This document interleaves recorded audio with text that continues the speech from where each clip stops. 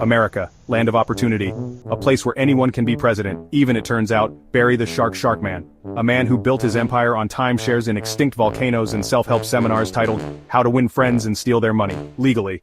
Sharkman campaigned on the promise of making America grifty again. His platform? Vague, populist rhetoric, a dazzling smile, and a truly impressive collection of red baseball caps. The media, initially amused, underestimated him. The political elite, too busy infighting, didn't take him seriously. The people, they loved his reality TV show, swindled. They were ready for a change. Any change.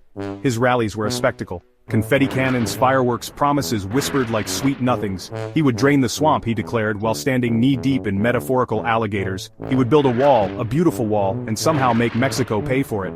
The crowd roared. The con was on. "We're gonna have so much winning," Sharkman declared. "You'll get tired of winning." The crowd, high on the fumes of blind optimism and cheap hot dogs, cheered.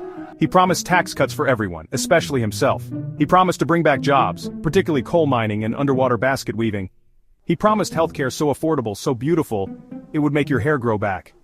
His promises were like cotton candy, sweet, brightly colored, and ultimately lacking any real substance, but they looked good, felt good, and tasted vaguely of hope.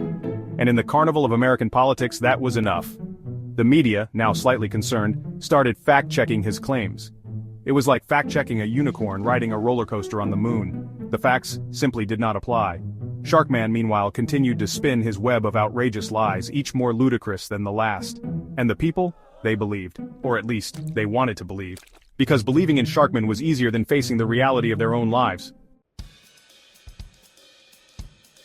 President Sharkman. It still felt surreal, even to him. He hadn't actually expected to win. He'd even booked a one-way ticket to Argentina, just in case. Governing, it turned out, was hard. Who knew? His first order of business was to rename the Oval Office the Shark Tank. His second was to order a solid gold toilet.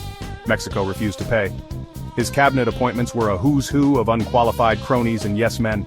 His Secretary of Education had never been to school. His Secretary of Defense thought the Army was a type of ant.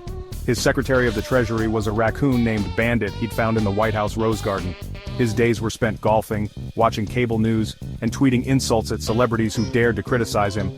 His foreign policy could be summed up in 2 words: bomb them. His domestic policy was even simpler: more golf. The country, meanwhile, spiraled into chaos.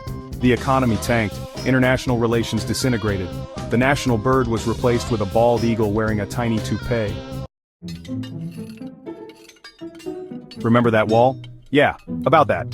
Turns out, building a wall across the entire US-Mexico border was a tad more complicated and expensive than Sharkman had anticipated. So, he improvised. He had a chain-link fence erected, painted it gold, and charged tourists $10 to take selfies with it. And those tax cuts? Well, they did happen. For billionaires. Everyone else got a coupon for 10% off their next purchase of Sharkman-branded steaks. Healthcare? Don't ask. Let's just say it involved a lot of leeches, crystals, and essential oils. And it still wasn't cheap. The media, now in full-blown panic mode, tried to hold Sharkman accountable. He responded by calling them fake news and banning them from press conferences. He then held a press conference for his Twitter followers, which consisted mostly of him reading out mean tweets about himself in a variety of funny voices. The people, meanwhile, began to realize they'd been had. But it was too late. They were trapped in the Shark Tank, circling the drain of democracy. The final straw came, as it often does, on the golf course. Sharkman, mid-swing, was informed that the economy had officially collapsed. His response? But I was having a really good round. The stock market crashed. Inflation skyrocketed. The national currency was replaced with Sharkman bucks, which were essentially just pictures of Sharkman's face printed on Monopoly money. Riots erupted in the streets. Congress attempted to impeach Sharkman, but he declared himself King of America and barricaded himself in the White House with a lifetime supply of cheeseburgers and hairspray. The world watched in horror and amusement as the once great nation of America descended into chaos. It was like a bad reality TV show, only this time it was real. But then, just when it seemed like things couldn't get any worse, they did. Or rather, they got weirder. Because it turned out, Sharkman wasn't actually in charge. A shadowy figure emerged from behind the curtain, a figure the world had completely overlooked. Mildred McMillan, Sharkman's former accountant, a woman so unassuming, so bland, she could blend into a beige wall. He was just a pawn, Mildred announced, her voice surprisingly steely. A distraction. While the world focused on his antics, I was busy acquiring power. Real power. It turned out Mildred was a genius, a mastermind who had orchestrated Sharkman's entire rise and fall. She'd manipulated the stock market, rigged elections, and even hacked into the national power grid, all from the comfort of her suburban bungalow. The world was stunned. Sharkman, in his underwear, watching the news from the White House bunker, was equally surprised. Mildred, but she was always so quiet. The con, it seemed, had been conned. Mildred, now the self-proclaimed supreme leader, quickly restored order. She fixed the economy, negotiated peace treaties, and even managed to get Mexico to pay for a wall. Turns out, all it took was a strongly worded letter and a threat to release a horde of genetically modified squirrels. Under Mildred's rule, the world thrived. There was peace, prosperity, and mandatory yoga every Tuesday. It was, dare we say it, a utopia. A terrifying, slightly Orwellian utopia, but a utopia nonetheless. But the question remained, was this what the people wanted? A world run by a seemingly benevolent dictator who communicated primarily through inspirational cat memes? As for Sharkman, he was last seen driving a beat-up ice cream truck towards the Mexican border. On the side, someone had spray-painted the Shark Tank on wheels. He left behind a legacy of chaos, confusion, and a mountain of unpaid bills.